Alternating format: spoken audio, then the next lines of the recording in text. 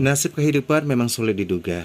Seseorang boleh saja berangan-angan serta berencana, tapi seringkali apa yang diharapkan jauh dari kenyataan.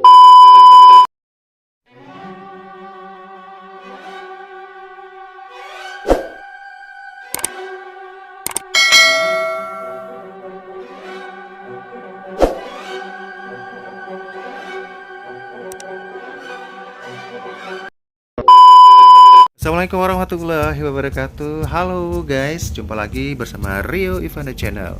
Nah, untuk kesempatan hari ini masih dengan cerita-cerita yang mungkin cerita ini adalah salah satu cerita yang pernah terjadi ya di antara kita atau juga di sekitar kita. Oke, jangan kemana-mana, tetap terus di sini di Rio Ivana Channel dan jangan lupa untuk subscribe, like, comment, and share. Mulai kecil hingga menjelang menikah, kehidupan Rosi normal-normal saja. Walau suka dan duka sesekali muncul dalam perjalanan usianya, itu masih dalam taraf wajar. Tidak terlalu istimewa, ia lebih menganggapnya sebagai romantika kehidupan, serta pengalaman untuk bekal mengalami kehidupan lebih lanjut. Rosi baru mengalami balada kehidupan dan berat. Kali ini ia telah dinikahi oleh seorang lelaki bernama Mardin. Keduanya sama-sama bekerja sebagai karyawan salah satu PT di Bandung. Sebenarnya, awal menapaki mahligai rumah tangga, Rosi hidup bahagia bersama suaminya. Layaknya pengantin baru, mereka ya betul-betul sungguh menikmati manusia madu asmara. Tinggal di rumah kos, bagi mereka bukan masalah dan bukan penghalang untuk terus bermesraan. Sayang, suasana demikian hanya dapat dijalani hingga 6 bulan. Memasuki bulan ketujuh, sesuatu terjadi dalam rumah tangga mereka, yang selanjutnya menjadi awal petaka dalam kehidupan Rosi. Hari-hari yang semula penuh canda tawa berganti jadi muram, tertutup awan kelabu. Awal permasalahan, suami Rosi mendadak berhenti kerja tanpa sebab yang jelas. Setiap kali ditanya alasannya, Mardin selalu menjawab dengan luapan amarah, hingga membuat Rosi tak berani membicarakan hal itu. Tak sampai di situ, perangai Mardin juga mendadak berubah 180 derajat.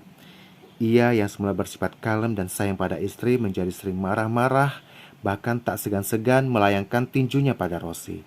Menghadapi perubahan drastis sifat Mardin, Rosi mencoba lebih sabar, sering mengalah dalam beberapa permasalahan, serta makin berhati-hati dalam menghadapi Mardin. Ia juga rela mencari nafkah sendirian, sementara Mardin hanya keluyuran kemana-mana. Kondisi rumah tangga seperti itu berjalan hingga usia perkawinan keduanya memasuki 1 tahun. Suatu hari, Rosi pulang kerja. Ia tak mendapati Mardin di tempat kos. Semula ia hanya menduga suaminya sedang main ke tempat teman atau tetangga lain. Dugaan baik juga masih ia tunjukkan, manakala suaminya belum pulang hingga 2 hari. Pikiran demikian ia dasarkan pada kebiasaan Mardin yang sering tak pulang hingga beberapa hari.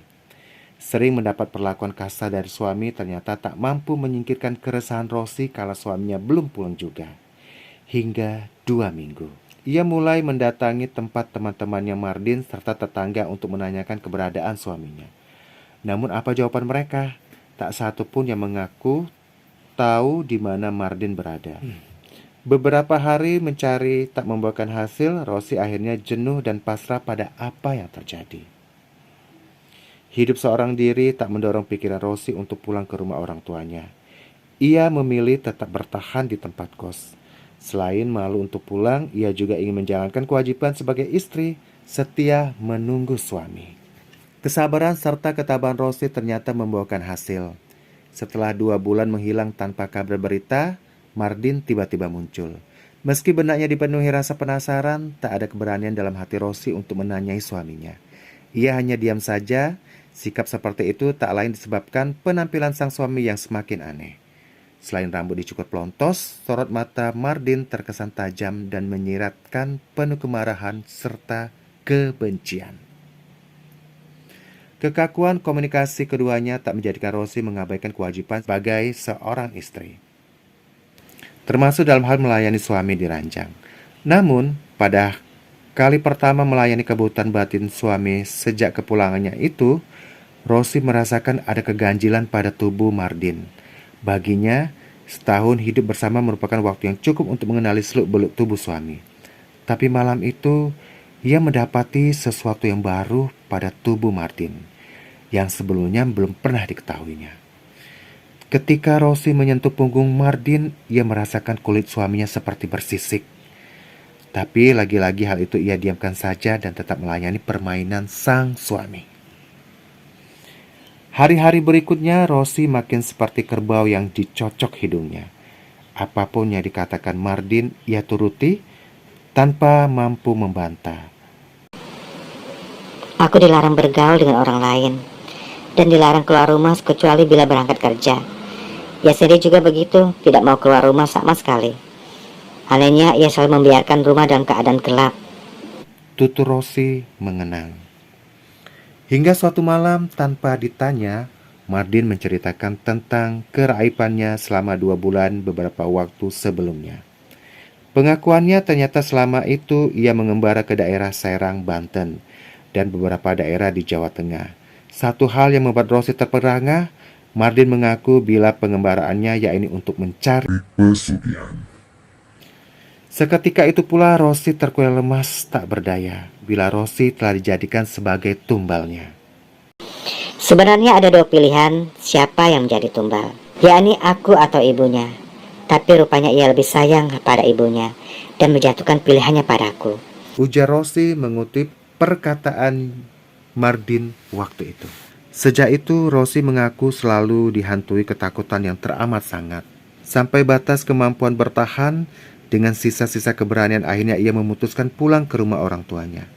Kepulangannya dilandasi 2 alasan.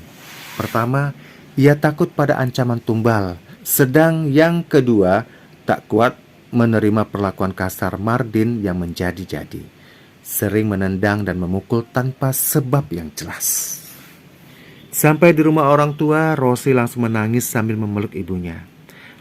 Tak ketinggalan, ia pun mengungkapkan semua penderitaan, termasuk ancaman tumbal pesugihan suaminya. Mendengar penuturan itu, semua keluarga Rosie langsung sepakat meminta bantuan orang pintar. Hari itu juga, atas saran keluarganya, Rosie berangkat sendirian ke daerah Kiarang, Condong, arah Bandung, untuk menemui orang pintar. Dengan media daun sirih, orang pintar yang biasa dipanggil Pak Kiai itu langsung membaca keadaan Rosie. Hasilnya, menurut sang orang pintar itu, Rosie telah terkena pengaruh jahat yang dikirim suaminya. Untung aku cepat datang ke sana. Kalau tidak 2 hari ke depan, tepatnya malam Jumat Kliwon, aku akan diambil, yang berarti kematian. Tutur Rosie. Karena dekatnya ancaman, orang pintar tersebut menahan Rosie agar menginap di sana. Tujuannya pada malam Jumat Kliwon, sang orang pintar akan melakukan ritual untuk membebaskan Rosie dari ancaman tumbal. Selain itu, Rosie juga disuruh menghubungi ibunya untuk segera berangkat ke tempat sang orang pintar. Peran ibu Rosie sangat dibutuhkan dalam menangani masalah itu. Sementara ayahnya disuruh terus-menerus membaca wirid dan berdoa di rumah. Tepat pada hari yang ditentukan, ritual dilaksanakan. Sebelumnya, Rosie disuruh mandi besar. Selanjutnya ia disuruh berbaring di lantai dalam keadaan tanpa busana. Kemudian tubuhnya ditutupin kain kafan. Selama ritual, Rosie disuruh terus membaca wirid, tidak boleh putus atau berhenti. Menurut orang pintar, bila Rosie sampai putus membaca wirid, maka nyawanya akan lepas dari raga. Saya jadi merinding mengingat kembali ritual waktu itu. Aku Rosie sambil meraba tengkuknya. Setelah semua persiapan beres, tepat pukul 12 malam, semua lampu dimatikan. Suasana makin terasa mencekam. Seiring terdengarnya lolongan anjing tanpa putus memecah kesepian di luar rumah. Waktu itu, aku merasakan kerisnya Pak Kiai yang diletakkan di sampingku bergerak-gerak seperti hidup. Kata Rosie mengenang. Waktu terus berjalan, Rosie merasakan kakinya begitu dingin dan kaku, hingga tak bisa digerakkan. Itulah serangan awal pengambilan tumbal. Dan begitu melihat ada bayangan hendak menerkamnya, Rosie spontan berteriak, Allahu Akbar. Seiring dengan itu, ibunya langsung memegangi kaki Rosie. Istri sang kiai yang juga ikut wiritan memegangi kepala, sementara sang kiai sendiri memeluk tubuh Rosie hingga tak dapat meronta. Momen mendebarkan itu berlangsung cukup lama.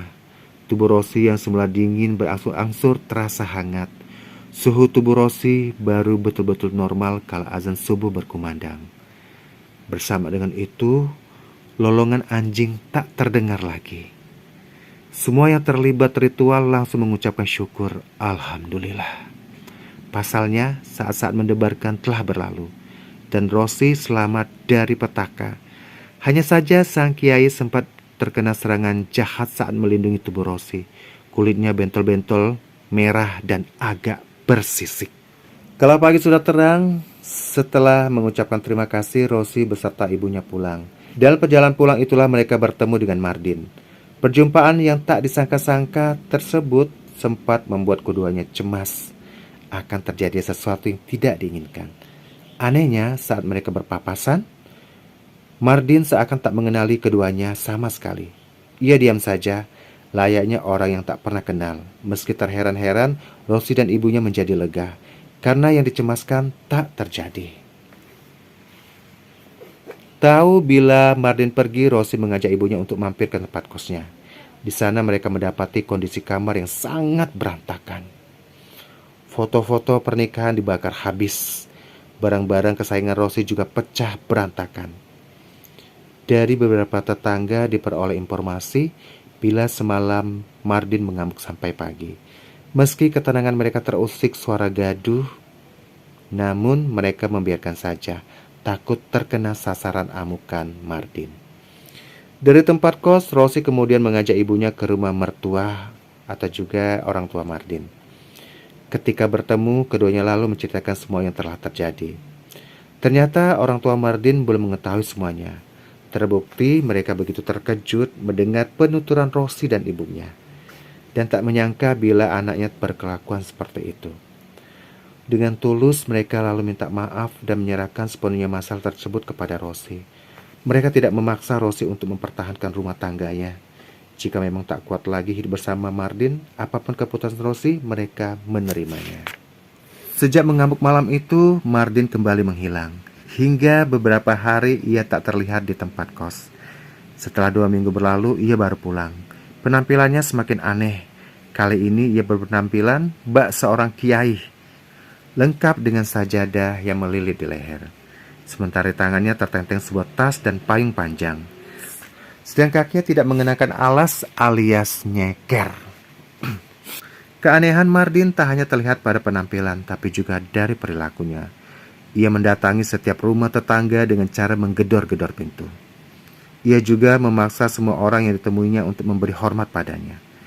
Bila ada yang tidak tunduk, ia tak segan-segan memukul dengan payung di tangannya. Yang membahayakan terutama bagi Rosi, Mardin juga selalu menanyakan keberadaannya pada setiap orang. Katanya bila menemui Rosi, ia akan membunuhnya. Rosi yang mendengar berita tersebut dari para tetangga menjadi tak berani keluar rumah. Tapi upayanya untuk sembunyi tak berarti banyak. Ia akhirnya sampai ke rumah orang tuaku dan ingin membunuhku, ujar Rosi. Sadar bahaya mengancam, Rosi disuruh ayahnya bersembunyi di loteng dan memadamkan semua lampu di atas. Sebagai kepala keluarga, ayah Rosi lalu menemui Mardin. Kepada lelaki yang seperti orang gila itu, ayah Rosi berbohong dengan mengatakan bila anaknya tidak ada di rumah. Tapi dasarnya sudah dirasukin setan. Diberitahu demikian, Mardin justru jadi kalap dan beringas. Ia memukul kepala ayah Rosi seakan tak menghormati lagi laki-laki tua itu yang notabene masih mertuanya. Suasana kian mendebarkan lantaran Mardin lalu menerobos masuk dan mencari Rosi ke loteng. Sadar jiwanya terancam, Rosi bersembunyi di bawah kolong ranjang. Mulanya tak seorang pun berani meredam kemarahan Mardin. Untung di saat yang kian genting, beberapa tetangga melapor ke ketua RT dan RW. Selanjutnya secara beramai-ramai mereka masuk ke rumah, menyeret Mardin keluar lalu menyuruhnya pergi. Keadaan pun mulai kembali tenang. Namun rupanya ketenangan belum boleh dirasakan Rosi beserta keluarganya. Seminggu berselang, Mardin kembali lagi ke kampung Rosi dengan kapak teracung-acung di tangan. Mula-mula ia mendatangi dan menggedor-gedor rumah ketua RT. Tujuannya juga sama, yaitu mencari Rosi untuk dibunuh. Melihat kedatangan Mardin, orang-orang kampung langsung menjaga rumah keluarga Rosi. Begitu Martin ke sana dan melihat banyak orang, ia akhirnya tak berani datang lalu kabur lagi tanpa diketahui rimbanya. Beberapa hari kemudian, Martin muncul di tempat kos. Sisa-sisa pakaian serta barang-barang yang ada dibakarnya. Ia juga membakar arang dalam penggorengan. Tak ada yang tahu maksudnya. Para tetangga menganggapnya ia sudah gila. Kemunculan Martin kembali membuat keluarga Rossi didera kekhawatiran. Atas saran warga setempat, mereka lalu melapor ke polisi. Martin pun ditangkap dan dijebloskan dalam penjara. Namun oleh orang tuanya, Martin dibawa pulang dan dibawa berobat ke orang pintar.